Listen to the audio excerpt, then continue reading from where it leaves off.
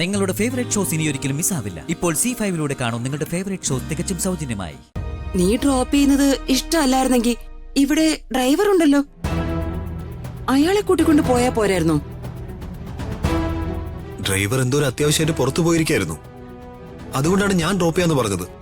പക്ഷെ ഋതു അത് കേട്ട ഭാവം കാണിച്ചില്ല.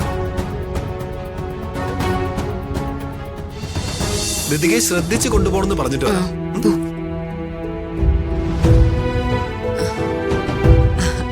കണ്ടോ പ്രതാപ, അവന്റെ ഒരു ഉത്തരവാദിത്വം. പിന്നെ എൻഗേജ്മെന്റിന്റെ ഉത്തരവാദിത്വം നീ രാജുവിനെ ഏൽപ്പിക്കുന്നത് കൊള്ളാം. എല്ലാം ഭംഗിയായിരിക്കണമെന്ന് നീ അവനോട് പ്രത്യേകം പറയണം. സാനിയുടെ വിവാഹത്തിന്റെ ഉത്തരവാദിത്വം അവനല്ലേ ചേച്ചി ചെയ്തേ? എത്ര ഭംഗിയായിട്ടാ സാനിയുടെ വിവാഹം അവൻ നടത്തിയത്. അവനോട് ഇതൊന്നും പറയേണ്ട കാര്യമില്ല. എല്ലാം നോക്കിയും കണ്ട് അവനങ്ങ് ചെയ്തോളൂ. അല്ല, ഞാൻ പറഞ്ഞേ ഉള്ളൂ.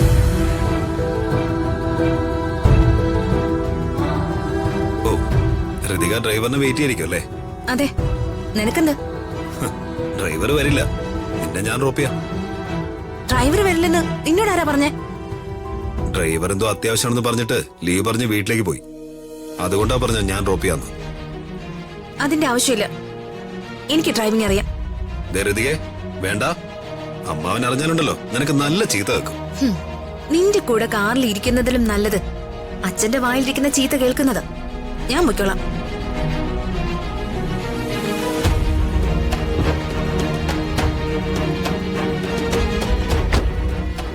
ഇത് നിന്റെ അവസാനത്തെ പോക്ക. ഇനി നീ വീട്ടിലേക്ക് തിരിച്ചു വരില്ല.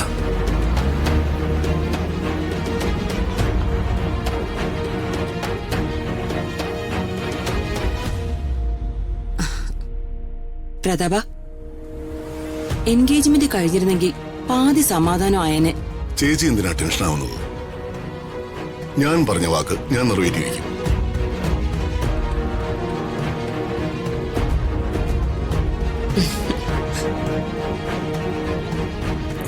അമ്മേ, അങ്ങളെ ആകെ പ്രശ്നമാവെന്ന് തോന്നുന്നേ. എന്താ ദീപക്? അത് എന്തു പറ്റി മോനെ?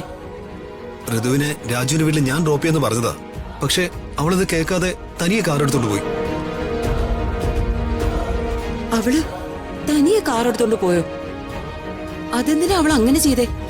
നീ ഡ്രോപ്പ് ചെയ്യുന്നത് ഇഷ്ടമല്ലായിരുന്നെങ്കിൽ ഇവിടെ ഡ്രൈവർ ഉണ്ടല്ലോ, അയാളെ കൂട്ടിക്കൊണ്ട് പോയാ പോരായിരുന്നോ? ഡ്രൈവർ എന്തോ ഒരു അത്യാവശ്യമായിട്ട് പുറത്തു പോയിരിക്കായിരുന്നു. അതുകൊണ്ടാണ് ഞാൻ ഡ്രോപ്പ് ചെയ്യാന്ന് പറഞ്ഞത്. പക്ഷെ ഋതു അത് കേട്ട ഭാവം കാണിച്ചില്ല.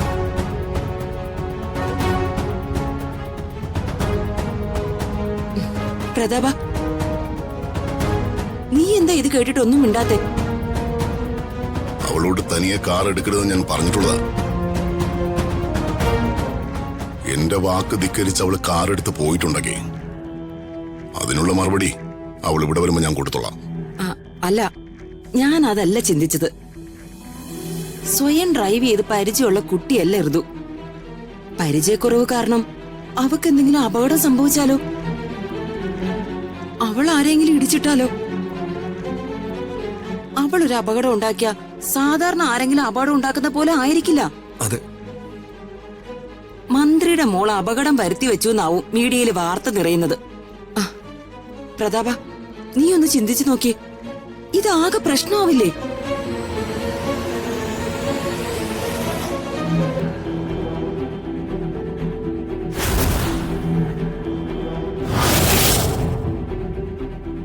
ദീപക്, അമ്മാവ,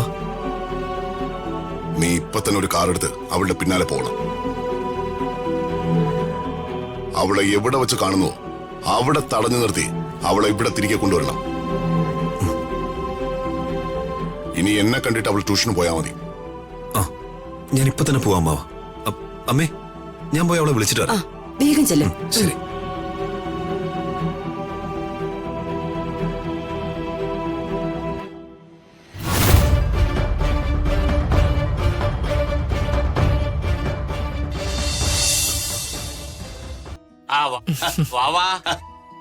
എനിക്ക് അറിയാ, രുക്മിണീനെ അറിയാലോ. പിന്നെ നമ്മുടെ ഹൗസ് ഓണർ അല്ലേ? സുഖമാണോ രുക്മിണി? ആ, സുഖ ചേട്ടാ. രവിപിള്ള എവിടെ? ചേട്ടൻ ടൗൺ വരെ പോയിരിക്കോ. ചിട്ടി കമ്പനിയുടെ കാര്യങ്ങൾക്കായിരിക്കും അല്ലേ? അതെ, നിങ്ങളുടെ മോളുടെ കല്യാണക്കാര്യം എന്തായി? നല്ല ആലോചനകൾ കുറെ വന്നതാ.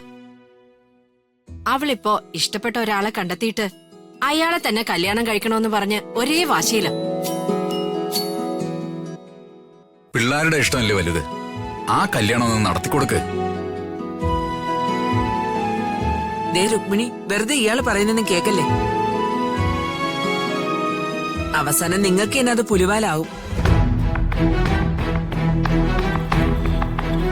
അളിയ, പെണ്ണിനെ വിളിക്ക്.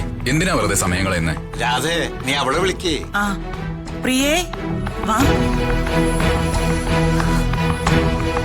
ആദ്യം ആദർശിന് കൊടുക്കും മോളെ. ആ, ഇവിടെ കൊടുക്ക്.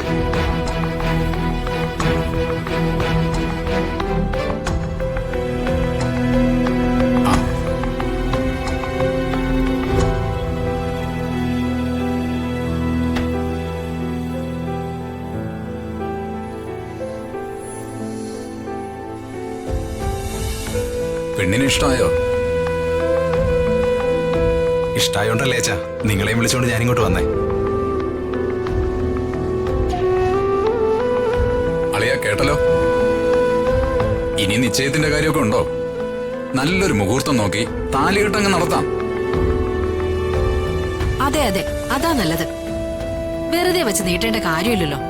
അങ്ങനെ വെറുതെ അങ്ങ് താലികെട്ട് തീരുമാനിക്കാൻ പറ്റൂ? എല്ലാത്തിനും അതിന്റേതായിട്ടുള്ള ചില ചിട്ടവട്ടങ്ങളില്ലേ? എന്താ ചേച്ചി? പൊന്നായും പണമായും എത്ര നിങ്ങൾക്ക് തരാൻ പറ്റുമെന്ന് ഇന്ന് തന്നെ ഞങ്ങൾക്ക് വാക്ക് തരണം. ദേ ഗിരിജെ, ഇത് മിണ്ടരുതെന്ന് പറഞ്ഞല്ലേ നിന്നെ ഇങ്ങോട്ട് കൂട്ടിക്കൊണ്ടുവന്നത്. നീ പിന്നെയും തുടങ്ങിയോ? അമ്മേ, അമ്മ ഇനി ഒന്നും മിണ്ടി പോകരുത്. മിണ്ടും. നിങ്ങൾക്ക് അച്ഛനും മോനുവേ താലികെട്ട് മാത്രം അങ്ങ് നടന്നാ മതിയായിരിക്കും. പക്ഷെ എനിക്കേ എന്റെ മകൻ താലി കെട്ടാൻ പോകുന്ന പെണ്ണിന്റെ കഴുത്തില് എത്ര പവൻ സ്വർണം കാണുമെന്നൊക്കെ എനിക്ക് അറിയണം. ദൈവമേ,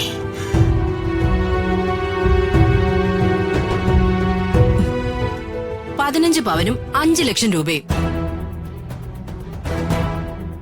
എന്താ പറഞ്ഞേ? കേട്ടില്ലേ? 15 പവനും 5 ലക്ഷം രൂപയും.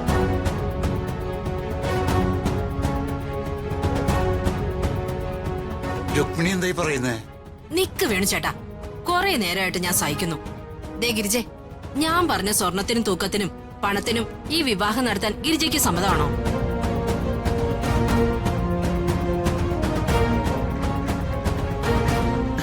എന്റെ രുക്മിണി ചേച്ചി, ഞങ്ങളുടെ കയ്യിൽ എവിടുന്ന കാശ്?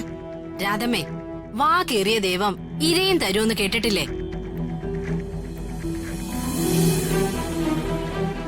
ഈ പണം നമുക്ക് സംഘടിപ്പിക്കാം. ഈ കല്യാണം മുടങ്ങാൻ പാടില്ല.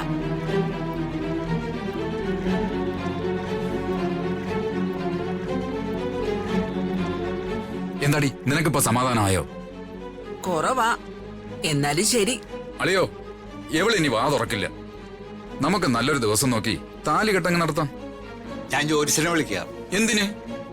അളിയൻ ഇവിടെ ഉള്ളപ്പോ എന്തിനാ വേറൊരു ജോത്സ്യൻ? അളിയൻ നല്ലൊരു ദിവസം നോക്കി അങ്ങ് കുറിച്ചാ മതി. രാധേ, നീ ആ പഞ്ചാംഗം എടുത്തേ. ഋതിക മാഡം, അച്ഛാ ഒരു മിനിറ്റ്. ഒരു മിനിറ്റ്. ഡൗൺലോഡ് ചെയ്യൂ C5 ആപ്പ്. കാണൂ എല്ലാ എപ്പിസോഡുകളും സൗജന്യമായി.